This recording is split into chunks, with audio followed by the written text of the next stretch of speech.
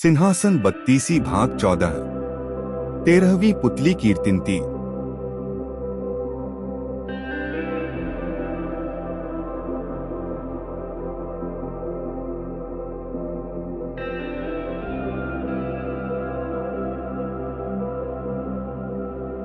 पिछले भाग में हमने देखा दिव्य सिंहासन की सुंदर पुतली पद्मावती जागृत होकर राजा भोज को विक्रमादित्य के वीरता व दयालुता की अतुलनीय गाथा सुनाकर सिंहासन पर बैठने से रोक देती है। अब तक आप 12 पुतलियों द्वारा सुनाई कथा जान चुके हैं।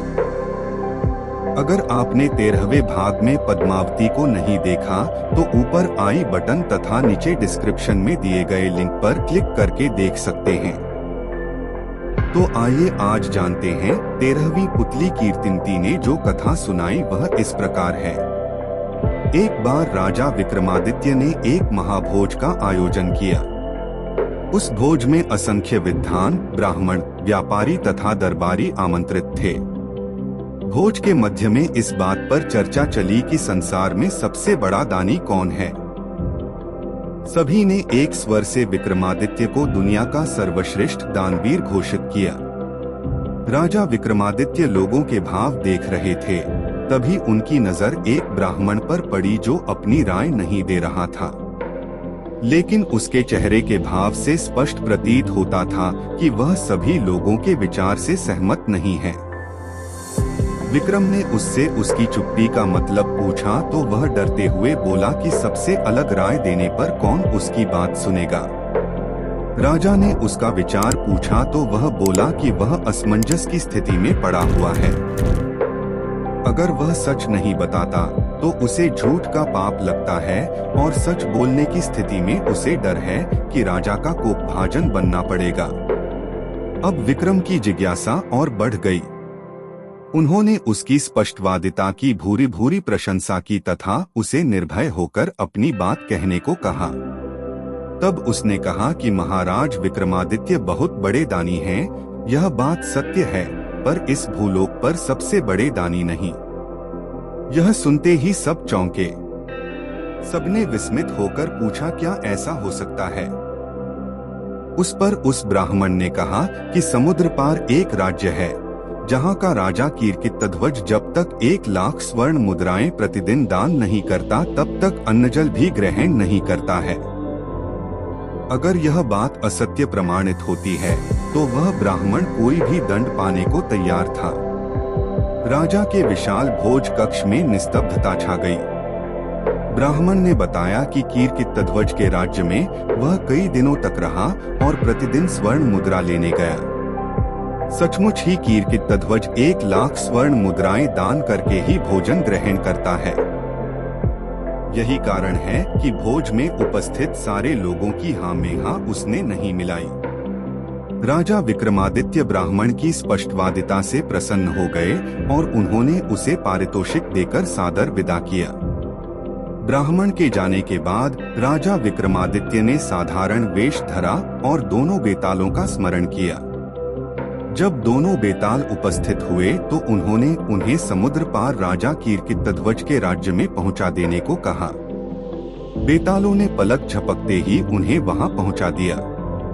कीर्तिध्वज के महल के द्वार पर पहुंचने पर उन्होंने अपना परिचय उज्जैनी नगर के एक साधारण नागरिक के रूप में दिया तथा कीर्तिध्वज से मिलने की इच्छा जताई। कुछ समय बाद जब वे कीर्तिध्वज के सामने उपस्थित हुए तो उन्होंने उसके यहाँ नौकरी की मांग की। कीर्तिध्वज ने जब पूछा कि वे कौन सा काम कर सकते हैं तो उन्होंने कहा, जो कोई नहीं कर सकता वह काम वे कर दिखाएंगे। राजा कीर्तिध्वज को उनका जवाब पसंद आया और विक्रमादित्य को उसके यहाँ नौकरी मिल गई। वे द्वारपाल के रूप में नियुक्त हुए।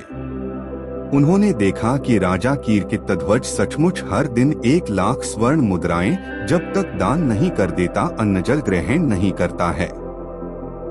उन्होंने यह भी देखा कि राजा कीर्तिध्वज रोज शाम को अकेला कहीं निकलता है और जब लौटता है तो उसके हाथ में 1 लाख स्वर्ण मुद्राओं से भरी हुई थैली होती है।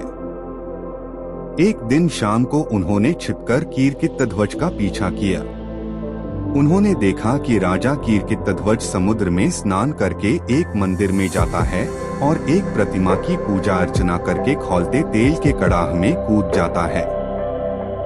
जब उसका शरीर जल भुन जाता है तो कुछ जोगनियां आकर उसका जला भुना शरीर कड़ाह से निकालकर नोच नोच कर खाती हैं और तृप्त होकर चली जाती हैं। जोगनियों के जाने के बाद प्रतिमा की देवी प्रकट होती है और अमृत की बूंदें डालकर कीर्तिध्वज को जीवित करती हैं। अपने हाथों से 1,00,000 स्वर्ण मुद्राएं कीर्तिध्वज की झोली में डाल देती हैं और कीर्तिध्वज खुश होकर महल लौट जाता है। प्रातः काल वही स्वर्ण मुद्राएं वह याचकों को दान कर देता है। विक्रम की समझ में उसके नित्य 1,00,000 स्वर्ण मुद्राएं दान करने का रहस्य आ गया। अगले दिन राजा कीर्तिध्वज के स्वर्ण मुद्राएं प्राप्त कर चले जाने के बाद विक्रम ने भी नहा धोकर देवी की पूजा की और तेल के कड़ाह में कूद गए।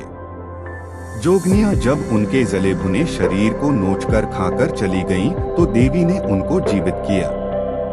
जीवित करके जब देवी ने उन्हें स्वर्ण मुद्राएं देनी चाही, तो उन्होंने यह कहकर मना कर दिया कि देवी की कृपा ही उनके लिए सर्वोपरि है। यह क्रिया उन्होंने 7 बार दोहराई। 7वीं बार देवी ने उनसे बस करने को कहा तथा उनसे कुछ भी मांग लेने को कहा। विक्रम इसी अवसर की ताक में थे। उन्होंने देवी से वह थैली ही मांग ली जिससे स्वर्ण मुद्राएं निकलती थीं। जो ही देवी ने वह थैली उन्हें सौंपी, चमत्कार हुआ। मंदिर, प्रतिमा सब कुछ गायब हो गया। अब दूर तक केवल समुद्र तट दिखता था। दूसरे दिन जब कीर्तिध्वज वहां आया तो बहुत निराश हुआ। उसका वर्षों का 1,00,000 स्वर्ण मुद्राएं दान करने का नियम टूट गया। वह अन्नजल त्याग कर अपने कक्ष में असहाय पड़ा रहा। उसका शरीर क्षीण होने लगा। जब उसकी हालत बहुत अधिक बिगड़ने लगी तो विक्रम उसके पास गए और उसकी उदासी का कारण जानना चाहा। उसने विक्रम को जब सब कुछ खुद बताया तो विक्रम ने उसे देवी वाली थैली देते हुए कहा कि रोज रोज कड़ाह में उसे कूदकर प्राण गंवाते देख वे द्रवित हो गए, इसलिए उन्होंने देवी से वह थैली ही सदा के लिए प्राप्त कर ली। वह थैली राजा कीर्तिध्वज को देकर उन्होंने उस वचन की भी रक्षा कर ली जो देकर उन्हें कीर्तिध्वज के दरबार में नौकरी मिली थी। उन्होंने सचमुच वही काम कर दिखाया जो कोई भी नहीं कर सकता है। राजा कीर्तिध्वज ने उनका परिचय पाकर उन्हें सीने से लगाते हुए कहा कि वे सचमुच इस धरा पर सर्वश्रेष्ठ दानवीर हैं, क्योंकि उन्होंने इतनी कठिनाई के बाद प्राप्त स्वर्ण मुद्रा प्रदान करने वाली थैली ही बेझिझक दान कर डाली जैसे कोई तुच्छ चीज हो। अगले दिन 14वीं पुतली सुनयना ने रोका राजा भोज का रास्ता और सुनाई आकर्षक चमत्कारी बटुए का विक्रमादित्य द्वारा निःसंकोच दान की गाथा, जिसे देखना न भूलें इसी चैनल की अगली वीडियो सिंहासन 32 भाग 15 में। धन्यवाद। स्वस्थ रहिए, मस्त रहिए तथा सदैव मुस्कुराते रहिए और दुनिया के सर्वश्रेष्ठ दानवीर विक्रमादित्य की कहानी का आनंद लेते रहिए। साथ ही अपने जीवन को नए नए विचारों से भरकर समाज में नई ऊर्जा का संचार लाने का प्रयास करें। इन्हीं शुभकामनाओं के साथ पुनः मिलते हैं यूनिवर्सल हीलिंग बाय यूएसडी पर। पहली बार इस चैनल में आए हों और वीडियो देख रहे हों तो लाइक सब्सक्राइब करके बेल आइकॉन प्रेस कीजिए ताकि इसी प्रकार के आगामी आने वाले महवीर दानवीर शासक के वीडियो की नोटिफिकेशन आपको मिल सके, और यदि यह पहले से ही प्रेस कर चुके हों तो इसके लिए साधुवाद। साथ ही इस चैनल को अपने प्रियजनों से शेयर भी करते रहिए। पुनः आप सभी शुभ चिंतक पुण्य धर्मात्माओं को बहुत बहुत धन्यवाद। अपना आशीर्वाद बनाए रखें। और हाँ, वीडियो के इस भाग तक बने रहने के लिए विशेष आभार व अभिनंदन।